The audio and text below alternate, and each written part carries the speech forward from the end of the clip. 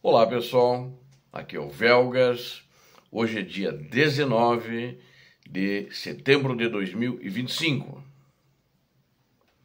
Tropas brasileiras combatem com ferocidade em Pokrovsk. Quero convidar a você que não é inscrito, inscreva-se no canal, capriche no like para nós. Não esqueçam que vocês veem a verdade, que é a grande motivação de vocês inscritos, sempre vão receber as notificações da verdade que nós veiculamos. Aqui, fake news são proibidas. Quero pedir também o like, porque ajuda o canal e fortalece. Compartilhem com as suas redes sociais. Façam os seus comentários. Muito obrigado a vocês. Eu recebi essa matéria de tropas brasileiras, até usei o mesmo título do lado ucraniano.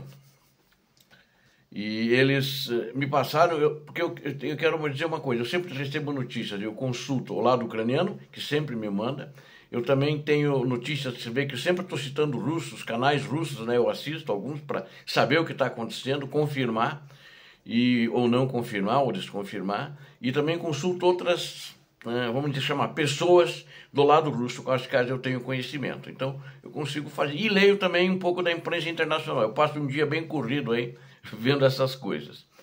Então é uma operação crível, verdadeira. Falei com alguns brasileiros também, e de fato existe um certo número já maior de brasileiros que formaram um contingente de brasileiros dentro da 2ª Legião Internacional, e eles atuam em conjunto.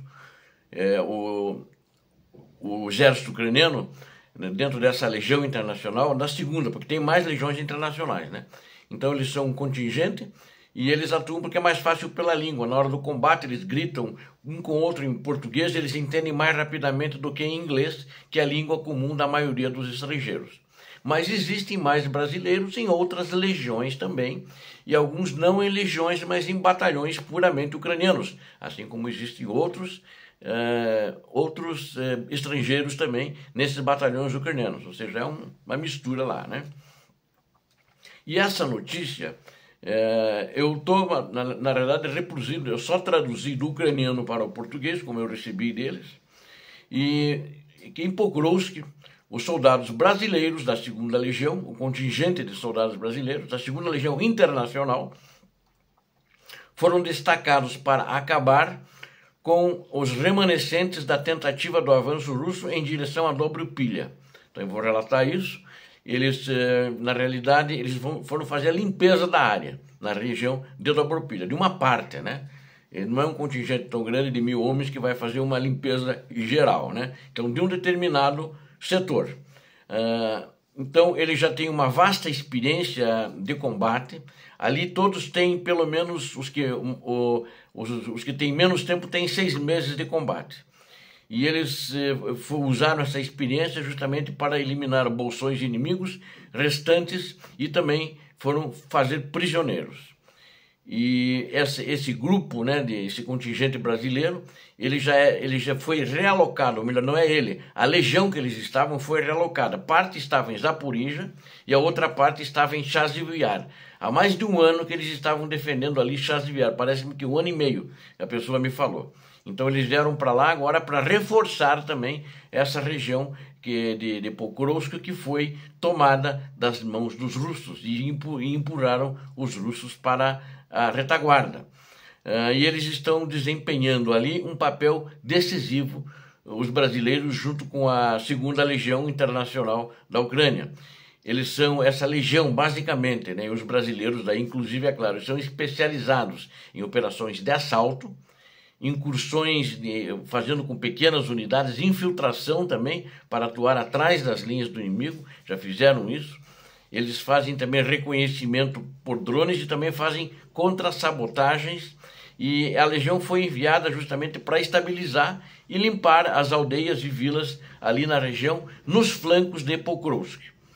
E com o desenrolar dos combates e a continuidade das infiltrações russas, que continuavam tentando se infiltrar, os relatos têm confirmado que unidades dessa legião estão engajando grupos inimigos e estão recuperando onde eles se infiltraram, ali onde eles hastearam a bandeira russa, e eles estão agora hasteando a bandeira ucraniana nessas áreas recém-protegidas e tomadas pela 2ª Legião. Eles são uma tropa de infantaria, eles têm alta mobilidade, é uma infantaria móvel, não é uma infantaria lenta, altamente móvel, segundo os ucranianos. Ela é apoiada por drones e a unidade fornece aos comandantes ucranianos uma força muito flexível, capaz de reagir rapidamente a ameaças e, ao mesmo tempo, reagir rapidamente a ameaças e que lança ataques, né? O que eles também fazem perturbar as forças russas, que já têm sofrido com enormes perdas. E segundo esse comandante do Estado-Maior me informou, eles estão, os brasileiros que estão lá, esse grupo da 2ª Legião de Brasileiros, eles são um grupo notável, né?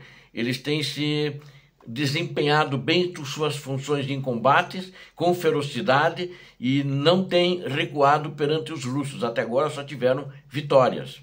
E aí ele começou a me falar, na realidade me mandou escrito, né, dizendo que existe uma diáspora ucraniana aqui no Brasil, que são os descendentes de 600 mil pessoas. Eu estou falando esse número, mas não, na minha opinião, a comunidade ucraniana aqui também diz que é 600 mil. Eu não concordo com esse número, porque até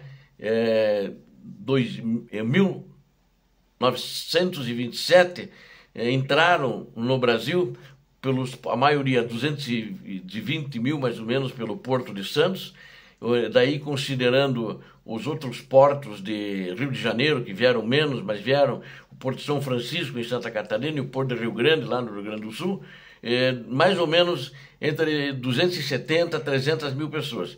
Em mais de 100 anos de imigração, eles vieram até 1927, e mais de 100 anos até 1927. Eles começaram a chegar no final dos anos 1800. Não podia dar só praticamente dobrar o número um pouquinho mais. Eu acho que deve ter aí em torno de 1,5 milhão a 2 milhões de descendentes de ucranianos. É que foram se miscigenando, outros foram se afastando da comunidade, não participam da comunidade, participam de outras comunidades no Brasil, estão integrados na sociedade brasileira, mas é muito maior. Mas tem raízes culturais muito fortes, né? E não quer dizer que todos lá são ucranianos. Tem alguns ucranianos. E tem alguns ucranianos do Paraná, inclusive, e segundo as informações que ele me passou, tem gente de todas as regiões do Brasil, né? Estão presentes lá. A maioria, é claro, não são de origem ucraniana, são de outras origens e que estão combatendo pela Ucrânia. Muitos deles são veteranos das Forças Armadas brasileiras, né? Alguns são ex-policiais militares que estavam na ativa e saíram para ir para lá. Então eles trazem habilidades especializadas em táticas, pequenas unidades, reconhecimento e combate urbano. Na região de Pokrovsk, onde os ataques russos frequentemente dependem de infiltração e investidas coordenadas, segundo a informação, os combatentes brasileiros são muito bem adequados para fazer essa missão. Ao eliminar os infiltrados russos em aldeias próximas a Pokrovsk, estabilizar os flancos ameaçados, eles contribuíram e continuam contribuindo diretamente para o plano ucraniano mais amplo de cercar e eliminar as forças russas que lutam há meses ali para progredir nesse setor. As ações dos brasileiros nos flancos de Pokrovsk, desse contingente, que segundo ele me falou é aproximadamente uma companhia, mas não disse quantos homens são essa companhia. Eliminar grupos de infiltração, proteger aldeias, fornecer apoio rápido, preciso, deslocamentos rápidos e de pequenas unidades onde é mais necessário. Nos arredores de Pokrovsk, o contingente brasileiro da 2ª Legião Internacional demonstrou com suas habilidades aprimoradas, ele diz, nas selvas brasileiras, porque na realidade não é que todos ex-policiais, ex-militares das Forças Armadas tenham trabalhado na Amazônia, não. Porque o Brasil inteiro é uma região de mata. Se vê aqui no sul, no Paraná, Santa Catarina, no Rio Grande do Sul, tem a Serra do Mar, mas por tudo tem mato, né? Por tudo tem matas, não dá para dizer que são selvas, mas tem matas, e tem vegetação, tem animais e tal, e os treinamentos são feitos nessas regiões. Então, essas vegetações, principalmente aqui do sul, de São Paulo para baixo, do Rio, são parecidas, não são florestas densas, né? Então, eles se adaptam facilmente às florestas ucranianas perfeitamente e que ficam ao redor dessas aldeias ali nessa região. E os brasileiros avançam silenciosamente, segundo os comandantes disseram, por densas florestas em uma missão de reconhecimento, usando sua habilidade natural de se mover sem serem vistos. Eles se camuflam com eficácia e armam emboscadas para os russos. Tal perícia lhes permitiu surpreender tropas russas, capturar prisioneiros ou eliminar ameaças antes que possam colocar em perigo formações ucranianas maiores, né? Inclusive chegaram a evitar emboscadas de russo contra as forças principais ao serem lançados como força de reconhecimento. A precisão dos brasileiros reduz os riscos para as unidades acompanhantes e acelera a limpeza das posições hostis, né? Igualmente importante é o papel dos brasileiros nos combates urbanos e ao expulsar russos entrincheirados de porões e edifícios com coordenação e disciplina. A vigilância por drones aumenta a sua consciência situacional, enquanto a cooperação com comandantes ucranianos garante que os ataques tenham acontecido no momento certo, no momento determinado.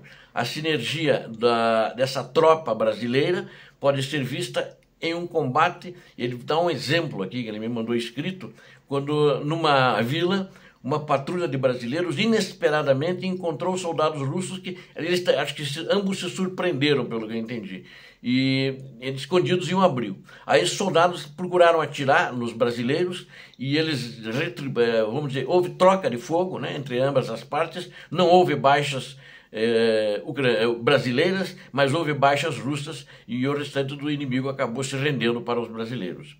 Então, eles estão muito satisfeitos com o desempenho dos brasileiros, né? E ele disse que existe uma lista de espera de pessoas que querem se candidatar, já são candidatos, que a documentação está sendo analisada, porque antes analisam, eles não pegam sem analisar, né? Eles dão preferência para quem já tem experiência, que nem esse que ele falou.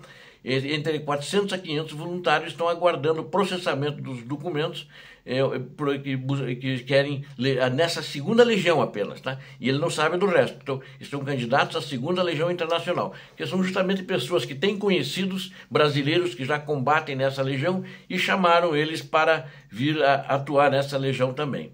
Enquanto os comandantes russos começam a enviar homens e equipamentos para o moedor de carne de Pokrovsk, os voluntários brasileiros e outros estrangeiros permanecem firmes, atuando dentro das estratégias, da manobralidade dos comandantes ucranianos, e prova que a luta da Ucrânia se tornou uma causa pela qual as pessoas de todo o mundo estão dispostas a lutar, sem dúvida nenhuma, e é muita satisfação ao ouvir que o comandante ucraniano disse que os brasileiros estão se portando com muita bravura. Obrigado a vocês que assistiram este vídeo, conto com vocês, inscrevam-se no canal, deem um like, não esqueçam, conto com vocês e compartilhem, mandem para o maior número possível de pessoas que vocês puderem. Deus abençoe a todos vocês, Deus abençoe a Ucrânia, Deus abençoe o Brasil. Paz e bem, paz para toda a humanidade.